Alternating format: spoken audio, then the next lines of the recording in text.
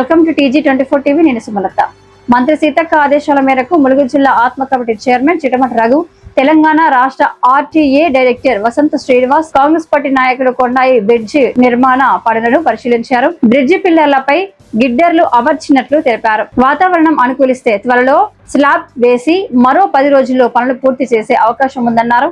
ఈ సందర్భంగా బీఆర్ఎస్ నాయకుడు గోక్య జంపన్న చేసిన ఆరోపణలను ఖండిస్తూ మంత్రి సీతక్క ప్రత్యేక చొరవతో 16 కోట్ల వ్యయంతో బ్రిడ్జి నిర్మాణం చేపట్టి త్వరితగతిన పూర్తి చేస్తున్నామని పేర్కొన్నారు. ప్రజలను తప్పుదోవ పట్టించే వ్యాఖ్యలను ప్రజలు నమ్మరని, పనులు ముమ్మరంగా కొనసాగుతున్నాయని తెలిపారు. ఈ కార్యక్రమంలో కాంగ్రెస్ పార్టీ జిల్లా నాయకులు, మండల ఎస్టీ సెల్ అధ్యక్షుడు చేల Vinay, PACS director వంగపండ్ల Ravi, కొండాయి sarpanch Nagarjun, Shapalli sarpanch రాందేవిరాజు, ward సభ్యుడు ముమ్మనేని రమేష్ తదితరులు పాల్గొన్నారు.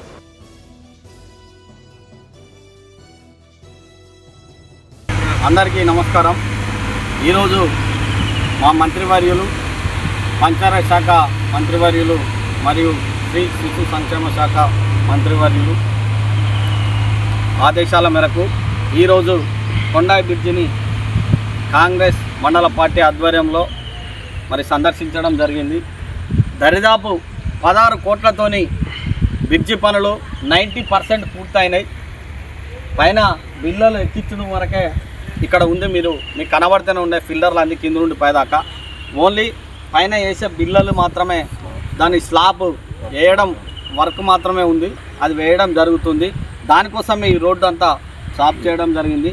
కానీ ఈ కురిసిన 2 రోజులలో కురిసిన భారీ వర్షానికి తాత్కాలిక మట్టి రోడ్డు వేయిపోవడం వల్ల ఈ స్లాబ్ బిల్లలు పైన ఎక్కించడం కొద్దిగా అలసత్వం అవుతుంది.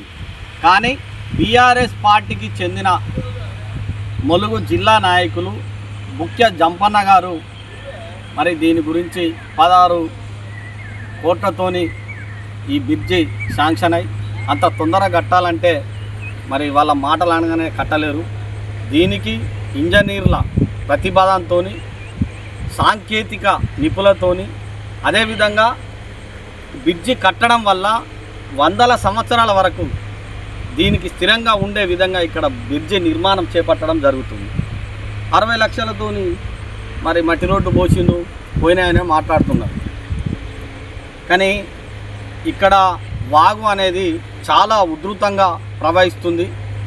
ఏ రోడ్డు పోసినా కూడా పెద్ద పెద్ద సిమెంట్ బ్రిడ్జినే ఈ వాగు కొట్టుకపోయిన సందర్భాలు ఉన్నాయి. టీఆర్ఎస్ ప్రభుత్వం అధికారంలో ఉన్నప్పుడు 4 కోట్లతోని అప్పుడు కేంద్రంలో కాంగ్రెస్ ప్రభుత్వం ఉంది. 4 కోట్ల రూపాయలు కాంగ్రెస్ ప్రభుత్వం శాంక్షన్ చేస్తే ఆ బ్రిడ్జి నిర్మాణం చేపట్టడం జరిగింది. టీఆర్ఎస్ పార్టీ అధికారంలో ఉన్నప్పుడు ఆ బ్రిడ్జి కొట్టుకపోవడం జరిగింది. 2023 జూలై నెలలో ఈ బ్రిడ్జి కొట్టుకపోయిన క్రమంలో 8 మంది ప్రాణాలు కోల్పోయింది. ఆ రోజు హెలికాప్టర్ పంపించమని మా మంత్రి సీతక్క గారు అడిగితే టీఆర్ఎస్ ప్రభుత్వం పంపించలేదు. దానికి మూల్యం టీఆర్ఎస్ ప్రభుత్వం చెల్లించుకుంది. వెంటనే ఎలక్షన్లో 2023 డిసెంబర్ 7వ తారీఖున ప్రమాణ స్వీకారం చేసిన తర్వాత వెంటనే 9 కోట్లతోని బ్రిడ్జి మంజూరు చేయించింది మా మంత్రి సీతక్క గారు. ఆ క్రమంలో బ్రిడ్జికి ఆ డబ్బులు సరిపోవడం లేదని మళ్ళీ రీఎస్టిమేషన్ చేయించి 16 కోట్లతోని బ్రిడ్జి నిర్మాణ పనులు టెండర్ పిలిచి పనులు చేపట్టడం జరిగింది. కానీ టీఆర్ఎస్ వాళ్ళు ఏది పడితే అది మాట్లాడుతున్నారు. ప్రజలు కష్టాలు ఉన్నప్పుడు రాలే, ప్రజల ఆపదలో ఉన్నప్పుడు రాలేదు. ఈ రోజున ఏది పడితే అది సోషల్ మీడియాలో పెట్టడం వాళ్ళకి ఇది ఒక అలవాటు అయిపోయింది. ఏదైనా కూడా తప్పులు మాటలు మాట్లాడడం, దానికి టీఆర్ఎస్ పార్టీ నాయకులు నిదర్శనం అనేది కూడా ఈ సందర్భంగా తెలియజేస్తున్నాం. ప్రజలందరూ కూడా ఒకటి గ్రహించాలి. బ్రిడ్జి పనులు చూడండి, దరిదాపులా 90% పూర్తయినాయి. ఈ 10-15 రోజులలో ఈ వాతావరణం మనకు అనుకూలంగా ఉంటే, వర్షాలు సహకరిస్తే, ఈ గంగమ్మ తల్లి సహకరిస్తే తొందరగా బ్రిడ్జి పనులు పూర్తయినదని ఈ సందర్భంగా తెలియజేస్తున్నాం.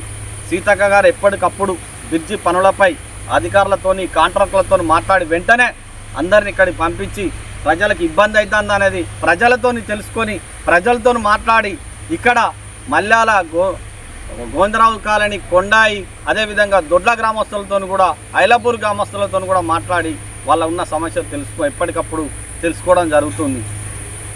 టీఆర్ఎస్ పార్టీ వాళ్ళు చెప్పిన మాటలు మీరు నమ్మద్దనేది కూడా ఈ సందర్భంగా తెలియజేస్తున్నాం.